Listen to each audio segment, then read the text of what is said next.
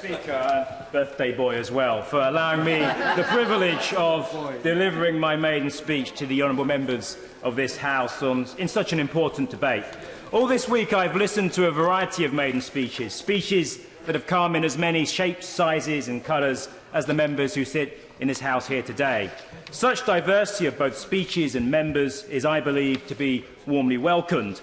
Outside of this chamber, our country is equally, if not more, diverse, and it's right and proper that this place should reflect that reality.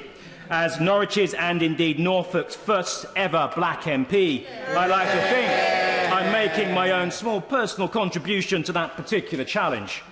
Half Grenadian, half English, I'm proud of the rich heritage I've inherited from both sides of my working class family. On my Grenadian side, it was my father's passion for trade unions and socialism that it could be argued ultimately led me to this place. On my mother's English side, listening to the tales of my grandfather, a paratrooper who fought fascism in Normandy in the Second World War, I developed an interest in the military.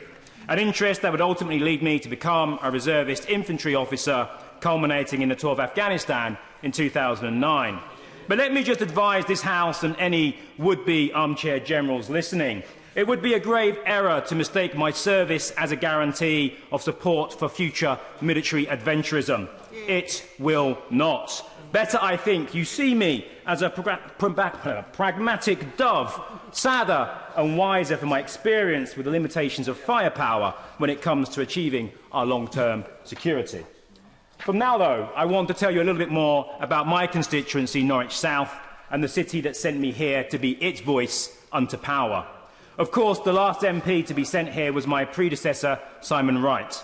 As both a teacher and an MP, he has given many years of his life to public service, service given dutifully and to the best of his ability. And for that, I thank him on behalf of our city.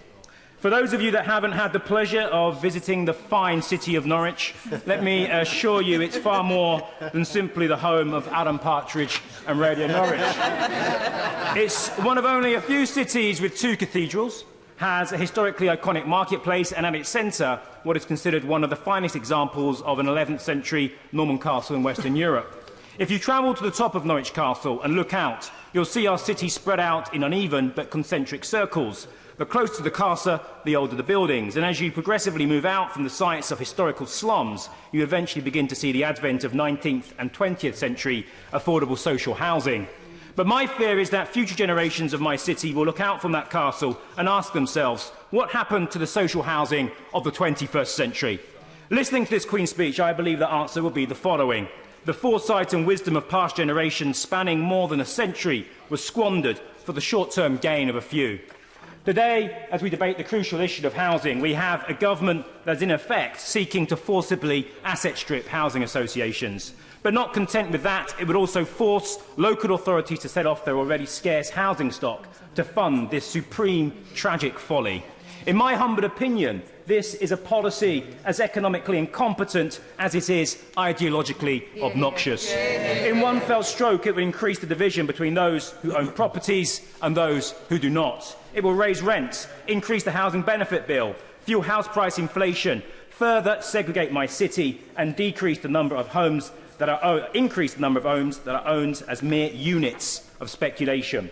For many of my constituents, it's not an asset they desire, but a roof over their head and a place they can call home. As their MP, this is what I will fight for. Some may call that radical, but if striving for decent, affordable homes for my constituents garners me that label, then I will wear it with pride. For both Norwich and Norfolk have a long history of bearing radical sons and daughters. Take William Kett and his rebellion against the injustice of land enclosure in the 16th century. Kett led the poor disenfranchised of my city and beyond as they defied the wealthy whom wished to take their land from them. Fast forward to today, and the robber barons are back. Take some of the academy chains operating in Norwich, academy chains like the Inspiration Trust. Not content with taking over our schools and giving parents no say in their children's education, they crave ever more power and wealth. Now they want to take from the people of Norwich the Hewitt Local Authority School and the £60 million of land it sits on, land that belongs to the people of my city. Shame. And then there's the Erdem Early Years Shore Start Centre in one of the most deprived parts of my city, now told by its new landlords, again the Inspiration Trust, that they're to be evicted and must find new premises. Indeed, the robber barons are back. But now, as then, the people of Norwich are defiant. They will not go silently into the night. They will not be asset stripped and thrown out onto the streets without a fight. A fight I am proud to be part of. At the end of it all, I only hope I fare slightly better than William Kett himself. Captured by the nobles, he was eventually executed and his body left hanging in chains from Norwich Castle. The Inspiration Trust is indeed ruthless, but I'm hoping not quite that ruthless. I hope then that the spirit of Norwich, its defiance in the face of injustice, its desire, as the saying goes, to do different, will move and guide me in the years ahead. Because now, more than ever, my constituents need hope. Hope that we in this House can articulate an alternative to the politics of despair that austerity represents. Mr. Speaker, my constituents deserve nothing less, and nothing less will they get from me.